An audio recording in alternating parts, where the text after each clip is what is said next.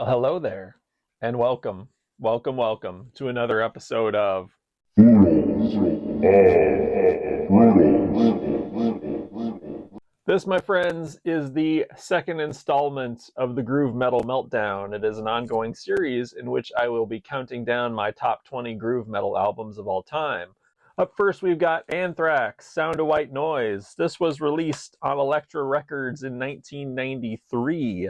It was produced by Dave Jordan, who also worked with the likes of Alice in Chains, Biohazard, and Pitch Shifter. And it was the first Anthrax album to feature John Bush on vocals. You may be familiar with John Bush from the mighty Armored Saint. Anthrax had gotten rid of Joey Belladonna, and quite frankly, I feel like John Bush is a huge step up. I think he's a fantastic vocalist. But with the addition of John Bush, they changed their style to groove metal for Sound of White Noise, and in my opinion, it was quite successful. There's a ton of great songs on this album. Of course, everybody knows Only. That's an awesome song, and it was the single.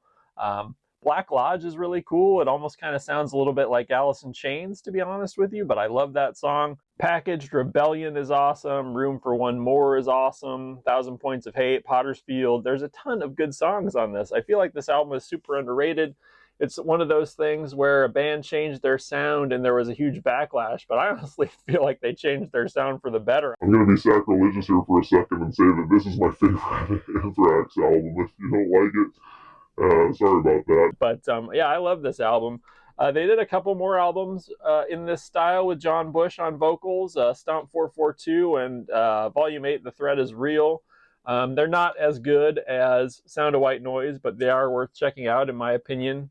But yeah, Anthrax, Sound of White Noise. This is one of the most badass groove metal albums there is in my opinion. Love me some John Bush era Anthrax. Up next, my friends, we've got Napalm Death with Diatribes. This came out on Earache in 1996. And yes, grindcore and death metal couldn't help but be bitten by the groove metal bug.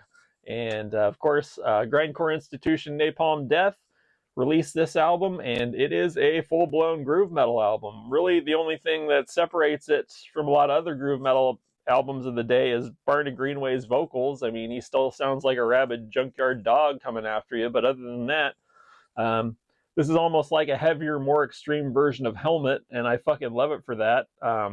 This is another album I feel like there's probably some backlash against, but I think it kicks ass, and I think it's cool that a long-standing band would drastically change their sound like this. I mean, it seems like so many metal fans just want these bands to do the same thing over and over again. And for me, that gets tiresome, quite frankly. So I'm always happy to see a band drastically change their sound or experiment with their sound. And, look how different Napalm Death sounds today. They're kind of a hybrid of death metal and grindcore and hardcore and still some groove on occasion thrown in. A little bit of a Killing Joke influence these days for them. So Napalm Death is a band that has constantly evolved, and this is one of my favorite steps in their evolution right here. This one and Fear, Emptiness, Despair, I think, are great albums, and they continue to release great albums to this day. But this was produced by Colin Richardson, if I didn't say that already. He worked with the likes of Carcass, Fear Factory, and Machine Head, who we'll be talking about before too long. I think it's one of the unsung albums in Napalm Death's discography, and of course their discography is pretty vast at this point, so this one I don't feel like gets talked about as much as it should, because I feel like they really put their necks out there and tried to do something different. It rules, and that is Napalm Death with Diatribes. Coming in at number 8, we have Biohazard with Urban Discipline. The first time I heard Biohazard was on MTV Headbangers Ball. It was the video for Punishment, and guys, Biohazard was one of those bands that just kind of came out of nowhere and blew my mind. At that point in my life, I had never heard anything like this. It was thrash, it was hip hop, it was hardcore. It was all these things that I was kind of discovering mashed together into one very awesome thing. And I'm still a huge Biohazard fan to this day. One of my favorite memories was when I turned 22, me and my buddy Bob went to see Biohazard, Candiria, and Clutch at a tiny ass little club in Des Moines, Iowa. One of the best shows I've ever been to. Biohazard was freaking amazing. That was unfortunately the only time I got to see Biohazard, but they were just awesome. But yeah, I'm a lifelong Biohazard fan at this point. This is probably my favorite Biohazard album, first one I ever heard, and it just rules. What can I say about this album that hasn't already been said? It's a damn modern classic. This shit just fucking rules. Simple as that. Amazing album, Biohazard, Urban Discipline. If you haven't heard this, guys, we can't be friends. Coming in at number 9, my friends, we have a band that is, in my opinion, one of the most underrated bands on the planet. That is Fudge Tunnel with Creep Diets. This was their second album. It was produced by their vocalist slash guitarist Alex Newport, who went on to have a very successful career as a producer. But he was also in Nail Bomb with Max Cavalera of Sepultura, who released the amazing Point Blank, which, if you haven't heard that album, that is definitely one you need to check out. But we're talking about Fudge Tunnel today. Very underrated band from the UK. All their albums were released by Earache. This one is my favorite by far. All their albums are amazing. They only did 3, plus a little like a B-sides and rarities collection. This band is very interesting to me. I feel like they should have been huge, but they never made it big, unfortunately. And I think the reason being is because they were kind of like too alternative rock sounding to be metal, but too metal to be alternative rock. They were in this weird kind of gray area between the two genres, you know, and it really worked for me because I love metal and I love alternative rock. So Fudge Tunnel is a perfect band for me, but I know a lot of people kind of fall into one camp or the other, unfortunately. The first couple songs are just such an excellent 1, 2, 3 punch of Gray, Tipper Gore, and 10%. I mean, name another album with a better run of first 3 tracks. It's hard to do. I'm sure there are some out there, but I love those first 3 tracks on this one especially. All the songs are great, but you know, that's just an awesome sequence of songs right there.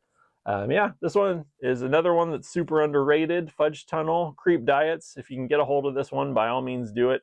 If you haven't heard Fudge Tunnel, for the love of God, check these guys out. They never got their due. I'm hoping we can change that and give them a little fame posthumously.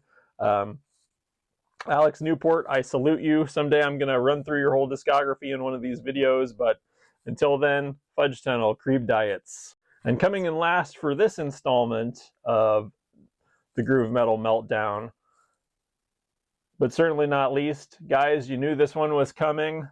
Machine Head, Burn My Eyes. This is one of the be-all, end-alls of groove metal. These guys burst onto the scene, and this album was released back in 1994 on Roadrunner Records. I remember this thing coming out, and people were like, yep, Machine Head's going to be the next Pantera. Did they ever get to Pantera's heights? In my opinion, not quite, but goddamn, they were definitely heir apparent to the throne of groove metal. Unfortunately, they kind of shifted towards nu metal and then came back to a groove metal sound. But yeah, these guys were definitely nipping at the heels of Pantera when they came out. And, you know, I think their discography has been pretty hit and miss, but I do like a lot of Machine Head's material. This one is far and away my favorite. I mean, this album is just lightning in a bottle. It's heavy. The breakdowns are fantastic. This has one of Rob Flynn's best vocal performances, in my opinion. And of course, you know, this album kicks off with the classics, Davidian and Old. All the songs, you know, I say this about every album that I talk about, but all the songs are excellent on here. But goddamn, that 1-2 punch of Davidian and Old at the beginning just kicks so much fucking ass. I can't. Still to this day, I get goosebumps when I listen to that. It just takes me back to when I was a youth. And so if you have not heard Burn My Eyes, definitely check this one out. It is one of the fucking godhead albums of groove metal. Well, guys, that wraps it up for this episode of Groove Metal Meltdown. Stay tuned because there are 2 more coming. We're only halfway through the top 20, so be sure to like and subscribe, as the kids say. Until next time, thanks for watching and take care. Peace.